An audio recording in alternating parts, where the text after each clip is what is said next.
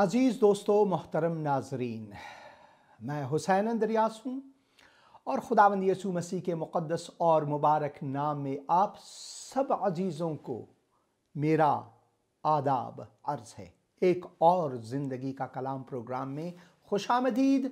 और मेरी ये दुआ है कि खुदावंद आज हम में से हर एक से शख्सी तौर पर वो गुफ्तगू करेंगे, सुखनवर होंगे। और मैं दुआ करता हूं कि रूह मुक़द्दस हमारी जिंदगी को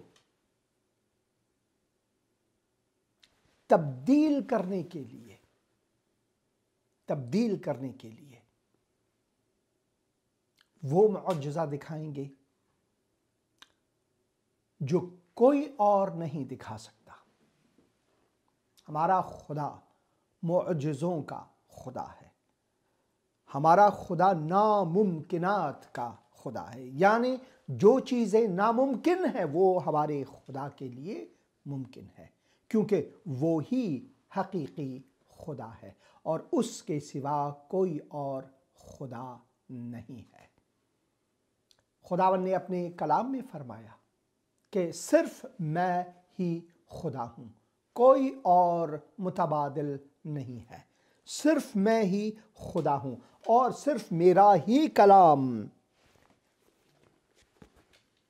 अहम है, सिर्फ मेरा ही कलाम है। अगर हम यशाया के किताब को पढ़ें, खुदा ने यशाया में हमारे लिए अपने कलाम में ये पैगाम दर्ज किया है। खुदा का कलाम इल्हामी कलाम है, यानी खुदा ने इसे फूंका है, खुदा ने इसे हमें अता फरमाया है।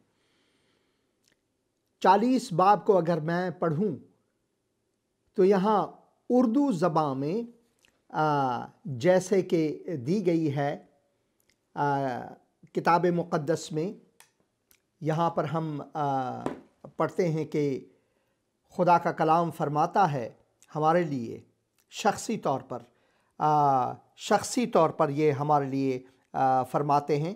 कहते हैं कि माइक लेवल ठीक नहीं है, मगर मेरा माइक लेवल इतना ही है इस वक्त, मैं और कुछ नहीं कर सकता। मुतासिफाना स्टूडियो से काश ये मैं पहले कर सकता। यहाँ पर लिखा है तसल्ली दो, तुम मेरे लोगों को तसल्ली दो। तुम्हारा खुदा फरमाता है यरूशलेम को दिलासा दो और उसे पुकार कर कहो, उसकी मुसीबत के दिन जो जंगो जदल के थे गुजर गए। उसके गुनाह का किफ़ारा हुआ और उसने खुदावन के हाथ से अपने सब गुनाहों का बदला दो चंद पाया। पुकारने वाले की आवाज़ बयाबान में, खुदावन की राह दुरुस्त करो, सहरा में हमारे खुदा के लिए शहरा हमवार करो। हर एक नशीब ऊंचा किया जाए और हर एक पहाड़ और टीला पस्त किया जाए और हर एक टेढ़ी चीज़ सीधी और हर एक नाहमवार जगह हमवार की जाए। और खुदावन का जलाल आश्कार होगा और तमाम बशर उसको देखेगा, क्योंकि खुदावन ने अपने मुंह से फरमाया। एक आवाज़ आई कि मुनादी कर, और मैंने कहा मैं क्या मुनादी करूं। हर बशर घास की मानिंद है और उसकी सारी रौनक ज़मीन मैदान के फूल की मानिंद। उसकी रौनक और उसकी सारी रौनक जो है इंसान की मैदान के फूल की मानिंद है। किस तरह घास मुरझाती है, फूल कुमलाता है, क्योंकि खुदावन की हवा उस पर चलती है। यकीनन लोग घास हैं, हाँ घास मुरझाती है, फूल कुमलाता है, पर हमारे खुदावन का ये कलाम अबद तक कायम है, अबद तक कायम है। ए सयून को खुशखबरी सुनाने वाले ऊंचे पहाड़ पर चढ़ जा। ए यरूशलेम को बशारत देने वाली, जोर से अपनी आवाज बुलंद कर, खूब पुकार और मत डर। यहूदा की बस्तियों से कह, देखो अपना खुदा, देखो खुदावंद, खुदा बड़ी कुदरत के साथ आएगा और उसका बाजू उसके लिए सल्तनत करेगा। देखो उसका सिला उसके साथ है और उसका अजर उसके सामने। वो चौपान की मानिंद, हाँ गडरिये की मानिंद अपना गल्ला चराएगा। वो बर्रों को अपने बाजुओं में जमा करेगा और अपनी बगल में लेकर चलेगा और उनको जो दूध पिलाती हैं आहिस्ता आहिस्ता ले जाएगा। और खुदावन हमारा खुदा जो है, इस्राएल का खुदा जो है, वो बेमिसाल खुदा है, उसकी मानिंद कोई और नहीं। हमारे खुदा की मानिंद कोई और खुदा नहीं। नामुमकिन है कोई और हमारे खुदा की मानिंद हो। वो ही खुदावंद है।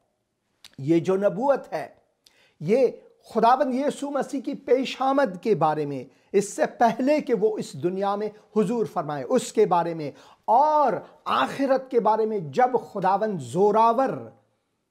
जोरावर अपने लश्कर को लेकर, अपने दूतों को लेकर, अपने फरिश्तों को लेकर और उन मोमिनों को लेकर जो उन पर ईमान लाए हैं, वो सल्तनत फरमाएंगे। वो सुल्तान होंगे, हमारे बादशाह होंगे, यीशु बादशाह। वो हमारा खुदावन जिसने इस सारी कायनात की खिलकत की, वो अपने जोरे बाजू से सल्तनत भी करेंगे। इस वक्त वो हमारे दिलों में सल्तनत करना चाहते हैं, हमारे रूह और रवा में सल्तनत करना चाहते हैं। वो चाहते हैं कि हमारी जिंदगियों को तब्दील करें। वो चाहते हैं कि हम उसके हुजूर आएं। वो चाहते हैं कि हम ये जान लें कि उसके सिवा कोई और खुदा नहीं है। नए साल का ये पहला महीना हमारे लिए एक दावत खुदाबंदी होनी चाहिए, ताकि हम अपने गुनाहों से तौबा करके खुदावन के हुजूर आकर न सिर्फ माफ़ी मांगे, तौबे से मुराद है अपने गुनाहों से मुआफ़ी मांगना, पछताना, मुड़ जाना, तगीर करना, तब्दील होना, बल्कि खुदावंद यीशु मसीह को अपना मुंजी और यानी निजात दहिंदा और खुदावंद कहकर, यानी अपनी जिंदगी का आका कहकर हमें उसे कबूल करना है। खुदावंद से मुराद है वो हमारा साहिब है। हम हर इंसान को साहिब कहकर पुकारते हैं। हमारे इर्द गिर्द अगर किसी ने मेरी तरह नेकटाई पहना हुआ हो तो हम समझते हैं कि भाई ये बहुत ही मुअज़्ज़िज़ आदमी है, और उसे साहब कहकर, खान साहब कहकर पुकारना है। साहिब से मुराद है किसी चीज का मालिक होना। यही साहिब के मानी है, किसी चीज का मालिक होना, किसी चीज पर अबूर रखना, किसी चीज की मिल्कियत उसकी है, यही साहिब है। हम हर एक को साहिब कहते हैं, मगर साहिब हकीकी, मालिक हकीकी खुदावंद यीशु मसीह है। इसी वजह से जब हम कुलसियों के नाम खत को पढ़ते हैं, पौलुस रसूल हमें इसके बारे में वाज़ेह तौर पर फरमाते हैं कि इन सब चीज़ों के हकीकी मालिक जो हैं वो हैं कौन। कुलसियों के नाम पौलुस रसूल का ख़त, या आप यूं ले ले, अगर आप लाहौर में हैं तो लाहौरियों के लिए खुदा का ये कलाम, कराची में है तो कराची वालों के लिए खुदा का ये पैगाम, अगर आप दिल्ली में हैं तो दिल्ली वासियों के लिए खुदा का ये पैगाम, अगर आप बॉम्बे में हैं या मुंबई में हैं, मुंबई वालों के लिए खुदा का ये कलाम। वो यानी मसीह, यानी खुदावंद यीशु मसीह, वो अनदेखे खुदा की सूरत और तमाम मखलूकात से पहले मौजूद है, पहले मौजूद है, क्योंकि उसी में सब चीज़ें पैदा की गईं, आसमान की हो या ज़मीन की हो। इससे मुराद है उसी के वसीले से सब कुछ वजूद में आए। देखी हो या अनदेखी, बहुत सी चीज़ें हैं जिनको हम देख सकते हैं अपने चौगिर्द, और ये 1% भी उन अनदेखी चीज़ों की नहीं है जिसे हम देख नहीं सकते। अनदेखी चीज़ें, हम तो जो चीज़ें हमारे चौगिर्द हैं उन चीज़ों को देख सकते हैं, बल्कि अपने बदन के अंदर भी चीज़ें हैं, बल्कि 99% हमारे बदन के जिस्म के अंदर उन चीज़ों को हम नहीं देख सकते। तो देखिए हमारी कमज़ोरी कितनी ज़्यादा है कि हम अपने बदन ही में 99% चीज़ों को नहीं देख सकते। देखी हो या अनदेखी, तख्त हो या रियासतें या हुकूमतें या इख्तियारात, सब चीज़ें उसी के वसीले से और उसके वास्ते पैदा हुई। न सिर्फ उसके वसीले से, न सिर्फ खुदावंद यीशु मसीह के वसीले से ये सब चीज़ें पैदा हुई, बल्कि उनके लिए, उनको जलाल देने के लिए ये सब चीज़ें पैदा की गई हैं। और फिर लिखा है वो सब चीज़ों से पहले है और उसमें सब चीज़ें कायम रहती हैं। वो सब चीज़ों से पहले है और उन्हीं में सब चीज़ें कायम रहती हैं, यानी उनके बिना, खुदावंद यीशु मसीह के बिना हर चीज़ बिदून मफ़हूम है, बिदून मफ़हूम है। उसकी फहम, उसकी समझ हमें नहीं आती उसके बगैर, बल्कि हम तो हर नफसे जिंदगी के मोहताज हैं उनके लिए। वो है जो सब चीजें जानते हैं। जिन चीजों का इत्तला हमें नहीं, जिन चीजों की फहम हमें नहीं, जिन चीजों को हम समझ नहीं सकते कि क्या होने वाला है, उन सब चीजों से वो वाकिफ हैं। उनके लिए वक्त जो है ऐसा मुकर्रर नहीं जैसे हमारे लिए है। हमारे लिए कल की बात है, जिस कल में हम थे, जिस गुजरे हुए कल में हम थे, जहां हम वापस नहीं जा सकते। और हमारे हाल की बात है, और हाल में हर सेकंड का, हर सेकंड का, हर सानिये का, हर सानिये का हम उसके मोहताज हैं, क्योंकि एक सानिया, एक सेकंड बाद हमारे पीछे जो है वहां भी हम नहीं जा पाते। एक सेकंड, अभी जो चीजें मैंने पहले कहा उस वक्त में मैं वापस नहीं जा सकता, यानी 1 मिनट बाद, 1 सानिया बाद, 1 सेकंड बाद मैं वापस नहीं जा सकता। मैं सिर्फ आगे की तरफ जा रहा हूं, मगर आगे की मुझे कोई मालूमात नहीं। हो सकता है 1 मिनट बाद एक भूकंप, एक जलजला आए और मैं मर जाऊं, मुझे मालूम नहीं। मगर खुदा जो है वो कल, आज और कल का मालिक है। उसके लिए वक्त मुक़य्यद नहीं है, वो वक्त की कैद में नहीं है। वो चाहे तो गुजरे हुए कल में भी यूं करके जाए, हाल में तो वो है ही, और आने वाले कल को भी वो सफर कर सकता है यूं करके। वो हम में नहीं। इसी वजह से खुदावंद हमें अपने कलाम में फरमाते हैं कि मैं अव्वल और मैं आखिर हूं।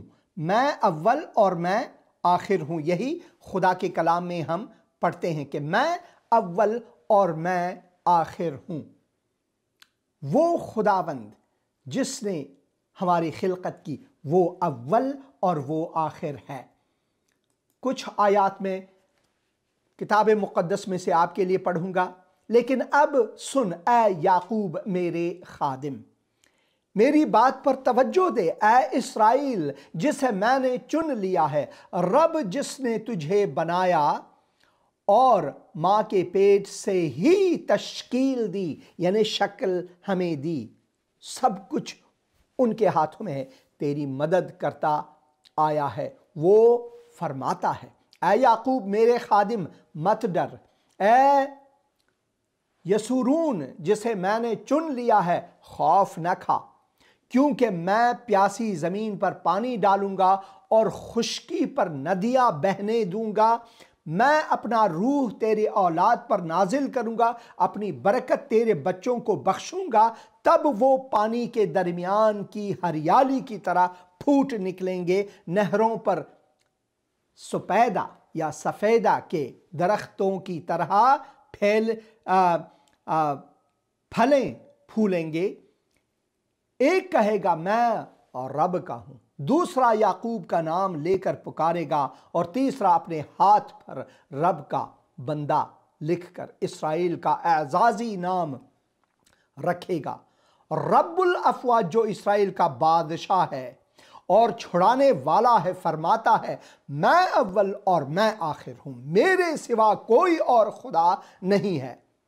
कौन मेरी मानिंद है, वो आवाज देकर बताए और अपने दलाइल पेश करे, वो तरतीब से सब कुछ सुनाए जो उस कदीम वक्त से हुआ है, जब मैंने अपनी कौम को कायम किया। वो आने वाली बातों का ऐलान करके बताए कि आइंदा क्या कुछ पेश आएगा। आइंदा से मुराद है आने वाले वक्त में, 1 मिनट बाद क्या होने वाला है, क्या आप ये बता सकेंगे?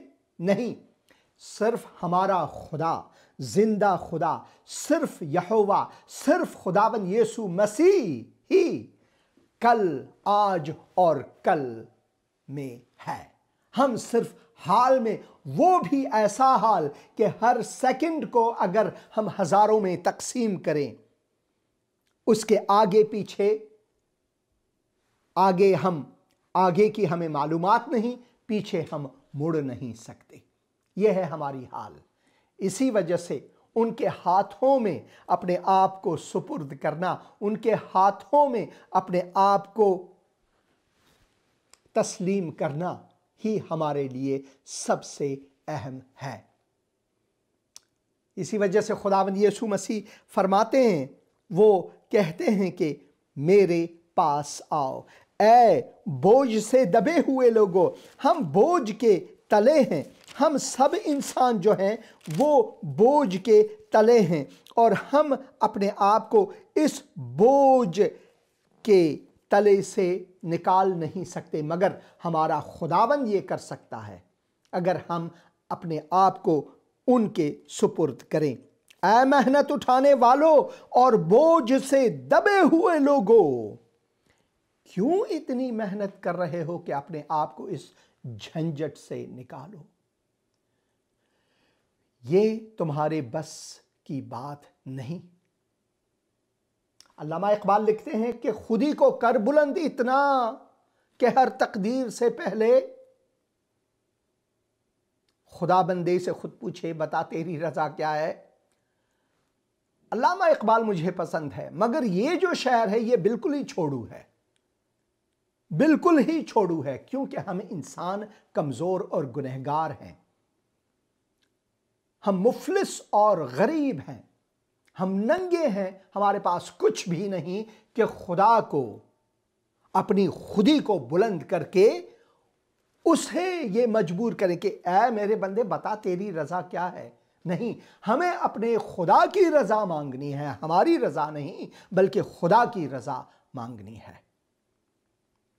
हमें यह दुआ करनी चाहिए कि ऐ खुदावन तेरी मर्जी मेरी जिंदगी में पूरी हो, जैसे तेरी मर्जी आसमान में पूरी होती, वैसे तेरी मर्जी ज़मीन पर पूरी हो जाए।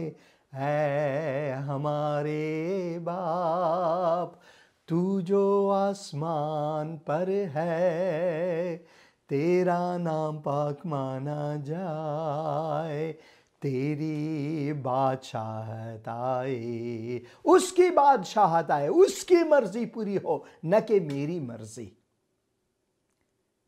क्योंकि जैसे कि खुदावन ने माटी से मुझे बनाया, खाक से मुझे बनाया, और वो हुक्म फरमाता है कि ऐ इब्ने आदम लौट आओ।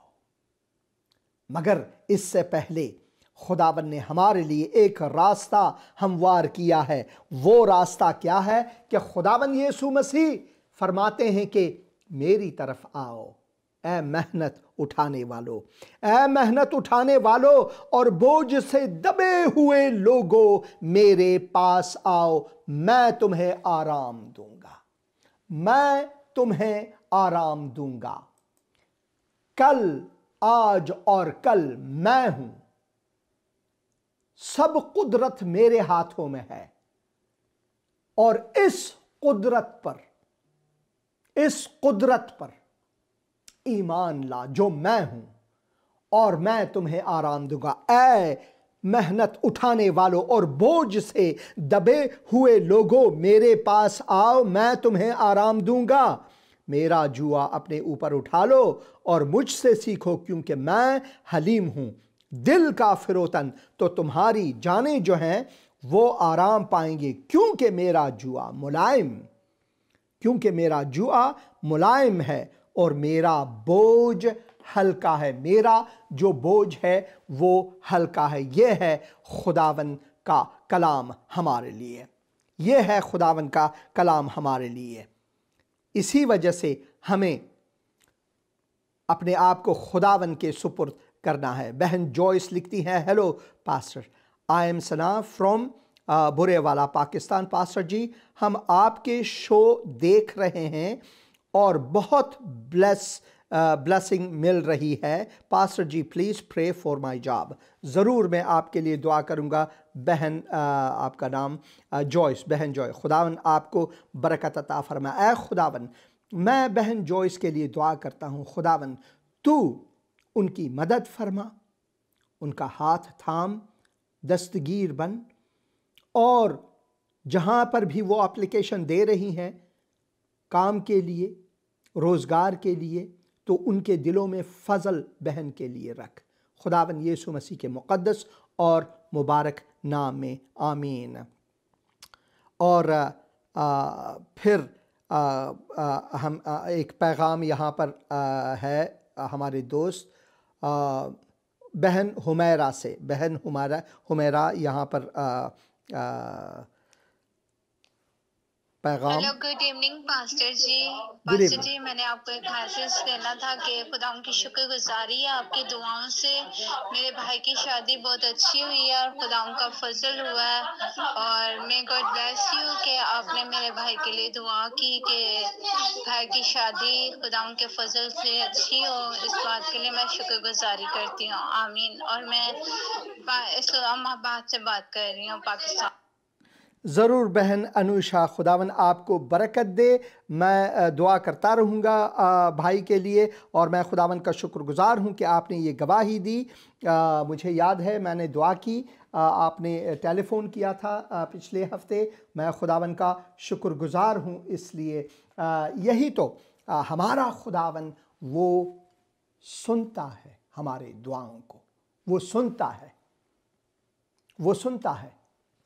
कभी कभार हम खुदावन से जब हिकमत मांगते हैं, तो अगर हम हिकमत मांगते हैं तो खुदावन कुछ हमें देता भी है उस हिकमत के साथ कि भाई मैंने ये हिकमत दी है, चलो ये जो मैंने मुश्किल खड़ी की है, तुम्हारे सामने मुश्किल लाया है, इसको सॉल्व करो अपने हिकमत से जो मैंने तुम्हें दिया है।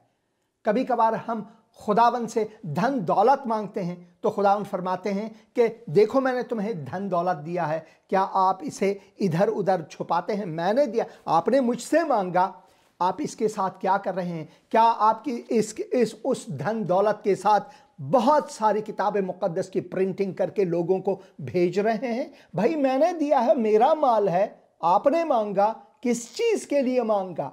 मेरे जलाल के लिए या अपने लिए? इसी तरह जब हम खुदावंद से मांगते हैं तो हमें ये सोचनी भी चाहिए कि खुदावंद ने किस वजह से हमें दी है और क्यों दी है। जिस तरह हम कुलसियों के नाम खत और अगर मैं ये भी कहूँ कि लाहौरियों के नाम खत और कराची वालों के लिए ख़त और काबुलियों के लिए ख़त और गज़नी में रहने वालों के लिए ख़त या फिर आप दिल्ली वालों के लिए, किसी भी के लिए आप ये ले लें, ये जो किताबें मुक़द्दस है ये सब इंसानों के लिए दी गई है। इसी वजह से जैसा कि यहाँ पर लिखा हुआ है, सब चीज़ें उसी के वसीले से और उसके वास्ते पैदा हुई। उसमें धन दौलत भी है, उसमें वो हिकमत भी है जो खुदावंद हमें अता फरमाता है। जो लिबास हमें बख्शता है वो भी खुदावंद के लिए है। अब मेरे घर में बहुत से कैमरे हैं क्योंकि मैं अक्कास हूं, क्योंकि मैं फोटोग्राफर हूं, वीडियोग्राफर हूं। बहुत से कैमरे हैं, हर तरह के कैमरे हैं भाई मेरे घर में। मगर अगर मैं इन कैमरों को वहां पर रखूं और खुदावन के लिए इस्तेमाल ना करूं तो खुदावन को ये दुख होगा। इसी वजह से हमारी जिंदगी में जो भी चीजें हैं हमें खुदा के जलाल के लिए इस्तेमाल करनी चाहिए। ये लाजिम है कि हम इस बात को समझें, इस बात को समझें। इसी वजह से जब हम यहाँ पर खुदा का मुक़द्दस कलाम पढ़ते हैं तो वो फरमाते हैं कि अव्वलो आखिर मैं ही हूँ, अव्वलो आखिर मैं हूँ, मेरे सिवा कोई और खुदा नहीं। कौन मेरी मानिंद है? वो आवाज़ देकर बताए और अपने दलाइल पेश करे, वो तरतीब से सब कुछ सुनाए जो उस कदीम वक्त से हुआ है जब मैंने अपनी कौम को कायम किया, और वो आने वाले बातों का ऐलान करके बताए कि आइंदा क्या कुछ पेश आएगा। तो हमें आइंदा के बारे में कोई मालूमात नहीं, क्या होने वाला है 1 मिनट बाद हुसैन अंदरियाज को कोई मालूमात नहीं। ये जो चैनल आप देख रहे हैं जिंदगी टीवी, हाँ ये खुदा के जलाल के लिए है। इसमें जो खादिमीन आते हैं, खिदमत करते हैं, खुदा का कलाम तकदीम करते हैं आपके लिए, तैयारी लेते हैं, दुआओं के साथ तैयारी लेते हैं, यहाँ तक कि इनमें से किसी भी को ये मालूम नहीं कि क्या ये चैनल अगले 5 मिनटों बाद रहने वाली है या नहीं, हमें मालूम नहीं। इसी वजह से सब चीज़ें खुदा के जलाल के लिए मुकर्रर होनी चाहिए, मुकर्रर हैं, और इसी जहानत में, इसी जहनियत को रखते हुए हमने इस दुनिया में जीना है। तभी इस कल, आज और कल में हम कायम रहेंगे, क्योंकि पिछले वाला कल, जो गुजरा हुआ कल है, जो आज है हाल, आज की बात, और जो आने वाले कल हैं, हमारे खुदावन इन सब का मालिक है। अगर हम उस खुदावन में कायम रहते हैं, अगर हम उस खुदावन में अपने आप को रखते हैं, तो खुदावन जो है वो जिस तरह हमने मत्ती की इंजील में पढ़ा, जिस तरह खुदावंद यीशु मसीह फरमाते हैं कि मेरे पास आओ, ये जो बोझ है तुम्हारे कांधों पर, ये जो बोझ है तुम्हारी जिंदगी पर, मेरे हाथों सौंप और मैं तुम्हें आराम दूंगा, मैं तुम्हें आराम दूंगा। खुदावंद की आरामिश हमारे लिए मौजूद है, हाजिर है, मगर क्या हम अपने आप को उसके तस्लीम करते हैं? क्या हम अपने आप को उसके हाथों सौंपते हैं? कोई तूफान है, कोई मुश्किल हमारी ज़िंदगी में है, तो खुदावन हमारे साथ है। उसका नाम ही, खुदावन का एक नाम है, खुदा हमारे साथ, इम्मानुएल, यानी खुदा हमारे साथ है। आइए एक पश्तो गीत सुनेंगे और वापस लौटेंगे।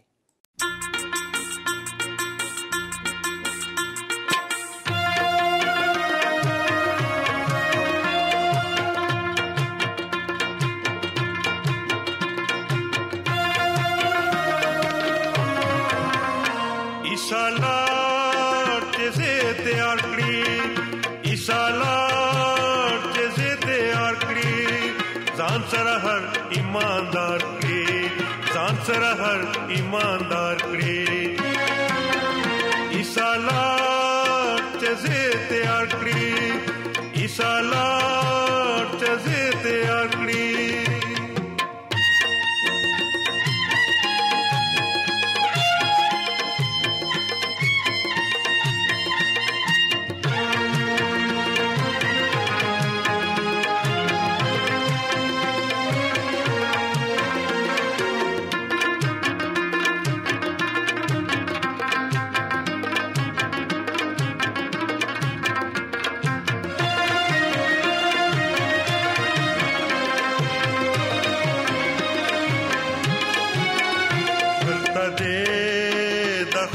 जिस्म कमजोर ते आदा उस हर किस्म जलाली वजूद ते यार दे पर हमदर्द पाक सत्तार दे इसालार जज़े ते आखरी इसालार जज़े ते आखरी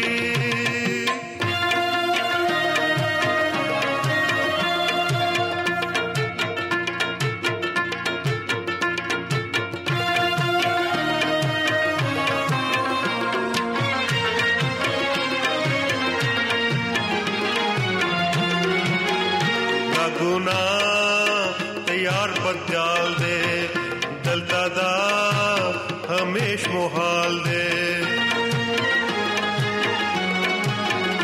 अलतला गुना आराम दे आगज़े दर मुकाम दे इसालार जज़े ते आखरी इसालार जज़े ते आखरी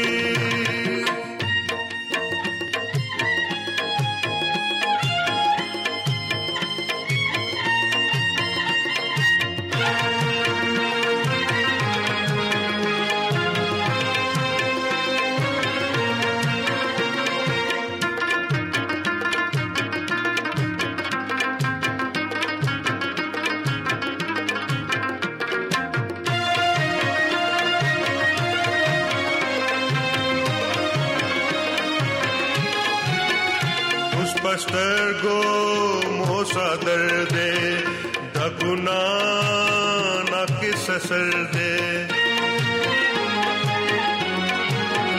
hal tala guna juda sho hal take bamun binasho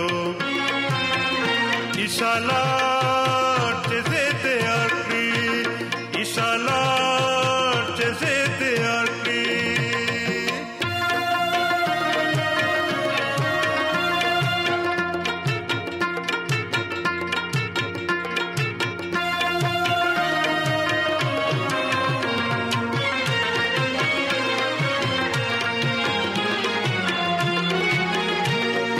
शक कला ईमान दे दाज़मुंग दलता गुजरान दे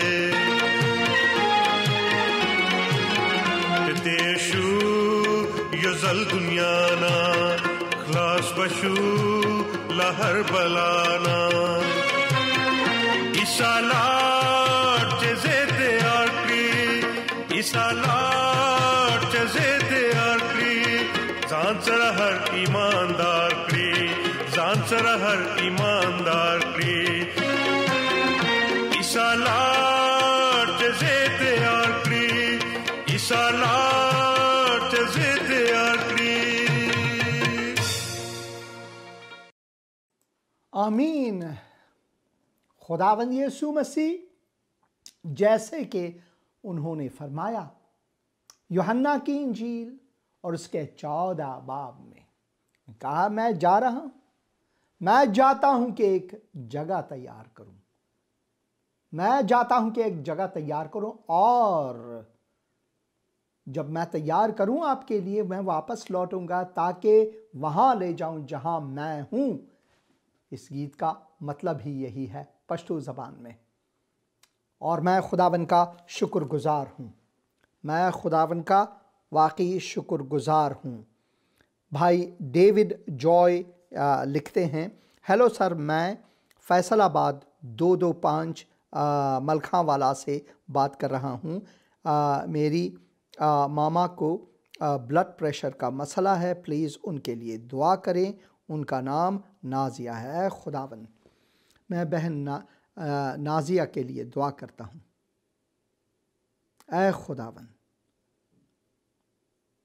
तेरी इस फर्जन के लिए दुआ करता हूँ कि तू अपना हाथ उन पर रख, उनको छू और उनको शिफा बख्श। तो भाई डेविड को बरकत दे, फैसलाबाद को बरकत दे उनके वसीले से, ताकि फैसलाबाद वाले तुझे जाने। खुदावन, यीशु मसीह को, अपने मुंजी को, अपने निजात दहिंदे को जाने। खुदावन, यीशु मसीह के मुक़द्दस और मुबारक नाम में आमीन, आमीन और आमीन। मैं खुदावन का शुक्रगुजार हूँ हर एक पैगाम के लिए, हर एक पैगाम के लिए मैं खुदावन का शुक्रगुजार हूँ। पिछले हफ्ते एक सिंधी फैमिली ने खुदावन यीशु मसीह को खुदावन कहकर, मुंजी कहकर उन्होंने कबूल किया। खुदावन लोगों के दिलों में काम कर रहा है और हमें दुआ करनी चाहिए, दुआ करनी चाहिए।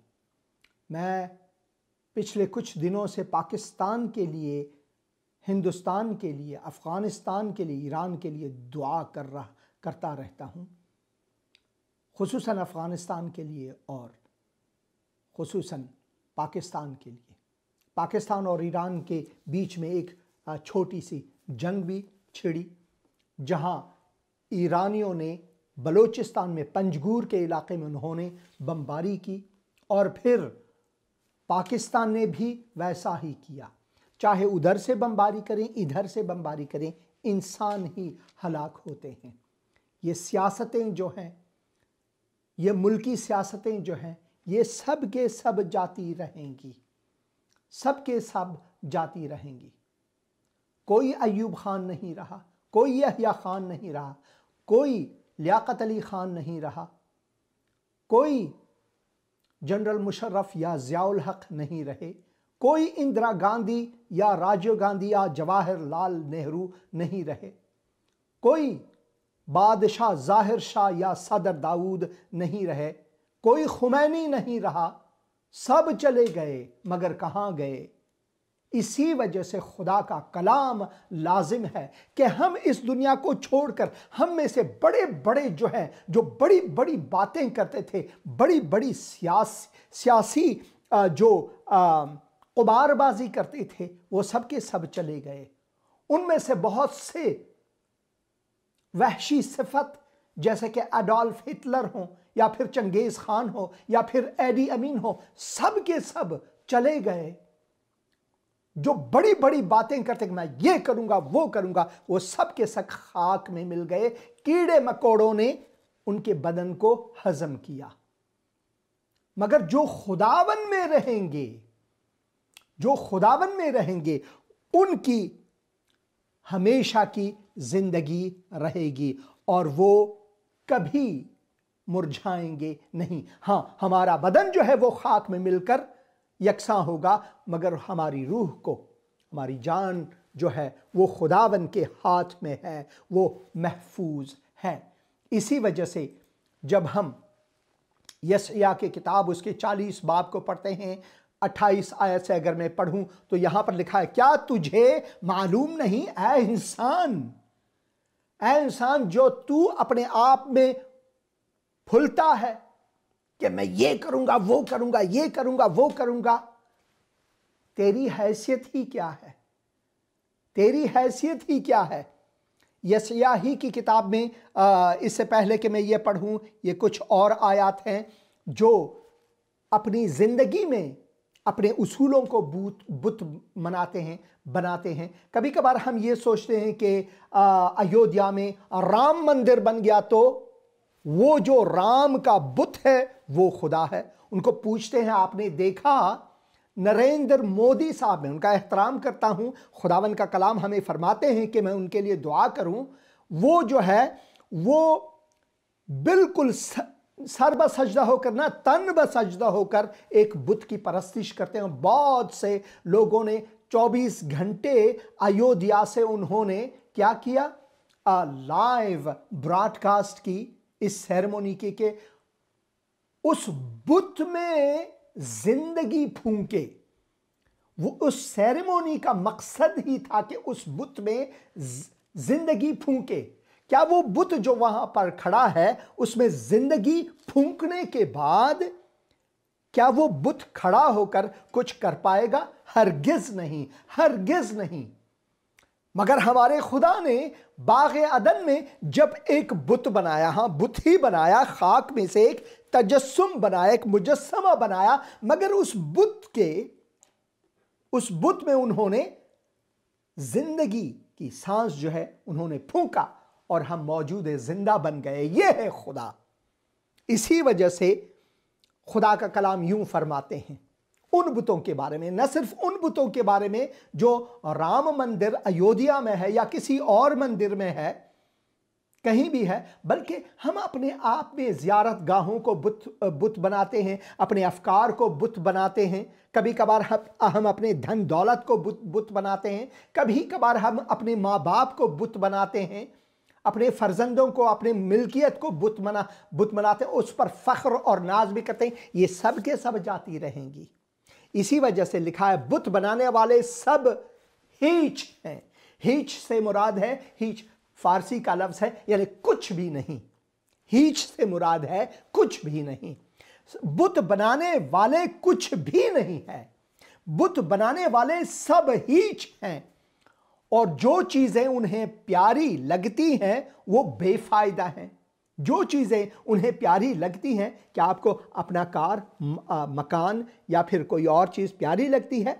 ये सब के सब बेफायदा हैं, क्योंकि एक दिन हम मर जाएंगे, इस दुनिया को छोड़ जाएंगे, ये सब के सब यहीं पे रहेंगे। उनके गवाह न देख और न जान सकते हैं, लिहाजा आखिरकार शर्मिंदा हो जाएंगे अगर हम इन चीज़ों पर नाज करते हैं, इन चीज़ों पर नाज करते हैं। एक बात जो इस अयोध्या सेरेमनी में या राम मंदिर के सेरेमनी में वो बार बार कहते थे कि भाई राम सिर्फ हिंदुओं का नहीं बल्कि ये सब का है। ओ भाई, राम खुद ही नहीं है तो वो कैसे सबका है? राम खुद ही मर गया तो वो कैसे सबका हो सकता है? मगर एक कब्र खाली है और वो है खुदावन यीशु मसीह का, जो मौत और गुनाह पर गालिब होकर वो तीसरे दिन मुर्दों में से जी उठे और उसने ये सबूत दिया कि मैं खुदा हूं। उसने ये सबूत दिया बाग़े अदन में भी, जब उसने उस बुत, उस मुजस्समे, उस तजस्सुम में नफस हयात फूंका और हम इंसान आदम और हव्वा मौजूद जिंदा बन गए कि आज तक जारी है। हुसैन अंदरियास जो सांस ले रहा है इस वक्त, ये पैगाम आपको दे रहा है, उसी वजह से है और उसी यीशु के वसीले से है। सब चीज़ें उसके वसीले से और उसके लिए पैदा हुई। बुत बनाने वाले सब हीच हैं और जो चीज़ें उन्हें प्यारी लगती हैं वो बेफायदा हैं। उनके गवाह न देख और न जान सकते हैं, लिहाजा आखिरकार शर्मिंदा हो जाएंगे। ये किस तरह के लोग हैं जो अपने लिए देवता बनाते हैं और बेफायदा बुत ढाल लेते हैं और उनके तमाम साथी शर्मिंदा हो जाएंगे। आखिर बुत बनाने वाले इंसान ही तो हैं। लोग अपने लिए बुत बनाते हैं, अपने लिए खुदा बनाते हैं, मगर हमारा खुदा जो है उसने हमें बनाया है और इस सारी कायनात को। यह है फर्क। इसी वजह से उनके तमाम साथी शर्मिंदा हो जाएंगे। आखिर बुत बनाने वाले इंसान ही तो हैं। आओ वो सब जमा होकर खुदा के हुजूर खड़े हो जाए, क्योंकि वो दहशत खाकर सख्त शर्मिंदा हो जाएंगे। लोहार औजार लेकर उसे जलते हुए कोयलों में इस्तेमाल करता है, फिर वो अपने हथौड़े से ठोंक ठोंक कर बुत को तश्कील देता है और पूरे जोर से काम करते करते वो ताकत के जवाब देने तक भूखा हो जाता है, पानी ना पीने की वजह से निढाल हो जाता है। यानी अपने आप, जो लोग अपने आप के लिए खुदा बनाते हैं, बुत बनाते हैं। और जैसा कि मैंने कहा, बुत सिर्फ ये नहीं कि किसी लकड़ी से, किसी लोहे से या किसी मिट्टी से आप बुत बनाएं। आप बुत अपने तखय्युल को भी बना सकते हैं, अपने पैसे धन दौलत को भी बुत बना सकते हैं, अपने कार या अपने, यहाँ तक कि जो गधा जिस पर आप चढ़ते हैं या माल लाते हैं उसको भी बुत बना सकते हैं, उससे भी बहुत प्यार कर सकते हैं। प्यार करना हैवानात से कोई बुरी बात नहीं, मेरा मतलब ये नहीं, मगर उस पर मुज़मिर होना कि यही मेरा सब कुछ है, ये गलत है, ये बुत परस्ती है। और फिर लिखा हुआ है कि वो जो बुत बनाते हैं वो खुद भूखा हो जाते हैं, पानी ना पीने की वजह से निढाल हो जाता है। जब बुत को लकड़ी से बनाना है तो कारीगर फीते से नाप कर पेंसिल से लकड़ी पर खाका खींचता है, प्रकार भी काम आ जाता है।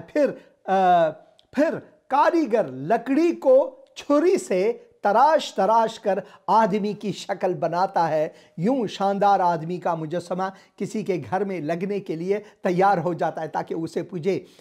कारीगर बुत बनाने के लिए देवदार का दरख्त काट लेते हैं। कभी कभी वो बलूत या किसी और किस्म का दरख्त चुनकर उसे जंगल के दीगर दरख्तों के बीच में उगने देता है, या वो सनोबर का दरख्त लगाता है और बारिश उसे फलने फूलने देती है। खुदा का कलाम ये क्यों फरमाता है? वो फरमाते हैं कि भाई मेरी ही बनाई हुई चीज़ों से आप तराश तराश कर, मेहनत कर करके, भूखों अपने आप को मार मार कर, प्यासे अपने आप को मार मार कर एक बुत बनाते हैं और फिर कहते हैं कि मैं इसकी पूजा करता हूं, इसने मुझे बनाया।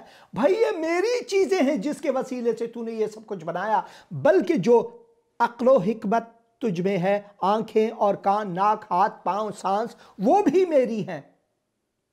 और फिर उन मेरी चीजों को इस्तेमाल करके ये काम करते हैं। और फिर ध्यान दो कि इंसान लकड़ी को ईंधन के लिए भी इस्तेमाल करता है, उसी लकड़ी को जिसको वो देवता बनाता है। वो ध्यान दो कि इंसान लकड़ी को ईंधन के लिए भी इस्तेमाल करता है। कुछ लेकर आग तापता है, कुछ जलाकर रोटी पकाता है, बाकी हिस्से से वो बुत बनाकर उसे सजदा करता है। देवता का मुजस्समा तैयार करके उसके सामने झुक जाता है।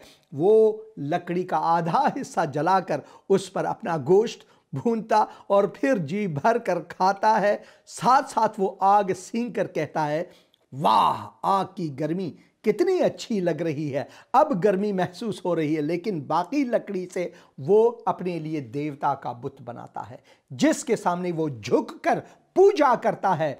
उससे वो इल्तमास करता है, मुझे बचा क्योंकि तू मेरा देवता है। हाय, ये है इंसान की हालत, ये है इंसान की हालत। और इन बातों पर मगरूर होना कि मैंने ये बनाया है, ये किया है, ये मेरी हिकमत है, ये मैंने किया है, ये मैंने धन दौलत जमा किया, वो सब के सब मर गए, चले गए, खलास हो गए। उनके अपने बदन भी मिट्टी में जाकर, या फिर जैसे हुनूद में जलाते हैं, क्रीमेशन करते हैं, यहाँ पर मगरिब में भी लोग, सबके साथ फिर भी खाक या खाकिस्तर बनकर खलास हो जाते हैं। मगर जो अपने आप को खुदावन के हाथों सौंपते हैं वो हमेशा के लिए बाकी रहते हैं।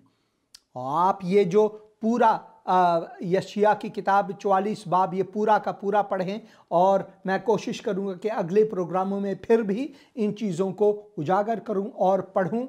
क्या तुझे मालूम नहीं, क्या तूने नहीं सुना कि रब्बुल अफ़वाज खुदा और दुनिया की इंतहा तक का खालिक है। यशायाह नबी का किताब और 40 बाब। क्या तुझे मालूम नहीं, क्या तूने नहीं सुना कि रब्बुल अफ़वाज, रब्बुल अफ़वाज कौन है? खुदावंद यीशु मसीह है। अगले प्रोग्राम में मैं एक पश्तो गीत आपको सुनाऊंगा, अभी से आप आमादगी ले लें। कुदूस कुदूस कुदूस दे रब्बुल अफ़वाज, कुदूस दे रब्बुल अफ़वाज, कुदूस दे, कुदूस कुदूस कुदूस रब्बुल अफ़वाज ही कुदूस है। वही कादिर मुतलक है। वो गीत मैं आपको अगले प्रोग्राम में ज़रूर सुनाऊंगा, मगर इस प्रोग्राम में आइए ध्यान दें इस बात पर। क्या तुझे मालूम नहीं, क्या तूने नहीं सुना कि रब्बुल अफवाज खुदा और दुनिया की इंतहा तक का खालिक है। कहां तक का खालिक? दुनिया की इंतहा तक। रब्बुल अफवाज खुदा और दुनिया की इंतहा तक का खालिक है। दुनिया की इंतहा तक का खालिक है। वो कभी नहीं थकता, कभी निढाल नहीं होता। जो लोग बुत बनाते हैं, जिन लकड़ियों से वो खाना भी पकाते हैं, गर्मी भी महसूस करते हैं, अपने छत पर भी और लकड़ियों से घर भी बनाते हैं। या अमेरिका में लकड़ियों से अक्सर घर बनाते हैं और फिर उसी को तराश तराश कर अपने आप को थके मांदे करके एक बुत बनाते हैं और उसी से मांगते हैं कि मेरी मदद फरमा। कैसे वो मदद फरमाएंगे? मेरी बेगम साहिबा कहती हैं, जब मैं शिया मुसलमान थी तब मैं सोच रही थी कि ये जो अलम है, ये जो झंडे हैं इमाम हुसैन के, ये जो कपड़ों से बंधी हुई है, इसमें क्या ऐसा मौजज़ा है कि लोग अपने आप को मारते पीटते हैं, इसे अलम को इधर से उधर, उधर से इधर दौड़ाते हैं।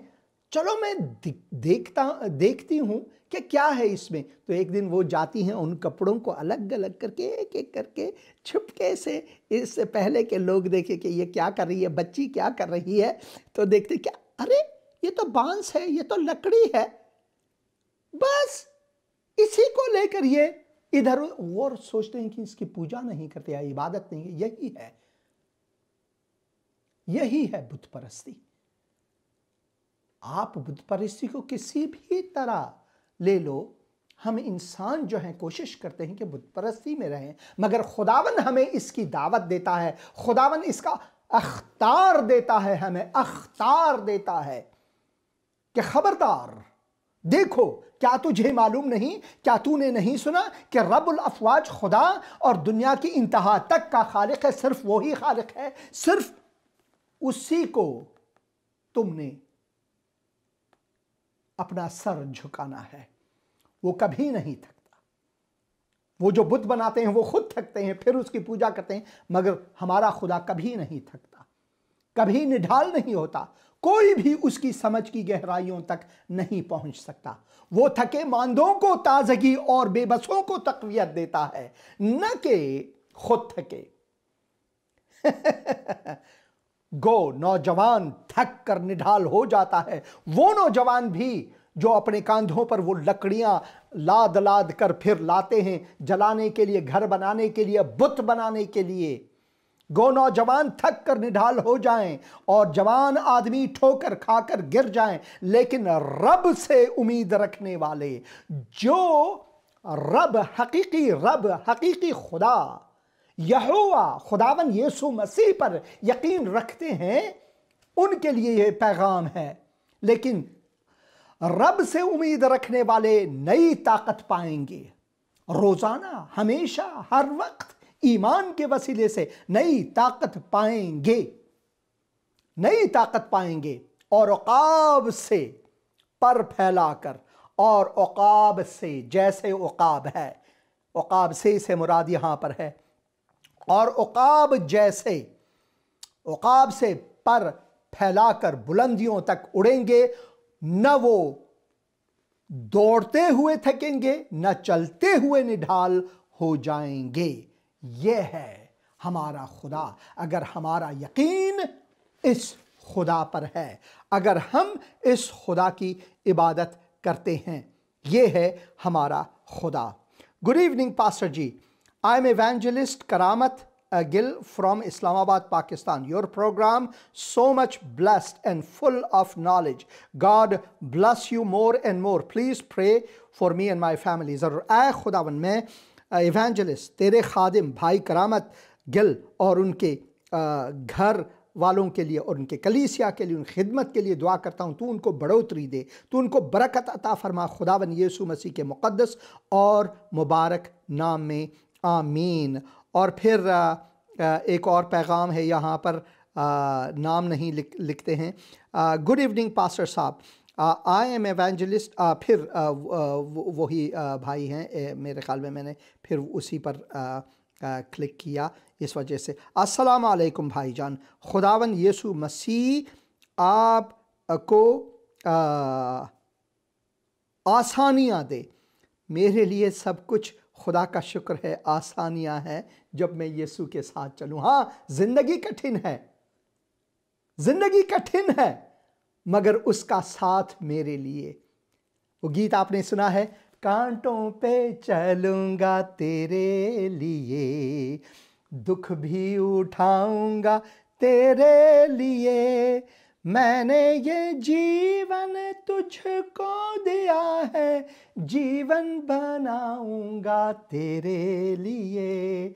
मैंने भी माना ये जीवन कठिन है और हर पल दुखों से घिरा, जीवन की आशाएं तुझसे लगी हैं कि तू है दया से भरा, तंगी बीमारी और बढ़ती मुसीबत सब कुछ उठाऊंगा तेरे लिए, कांटों पे चलूंगा तेरे लिए, दुख भी उठाऊंगा तेरे लिए, मैंने ये जीवन तुझको दिया है, जीवन बनाऊंगा तेरे लिए। आमीन, जीवन संवारूंगा तेरे लिए।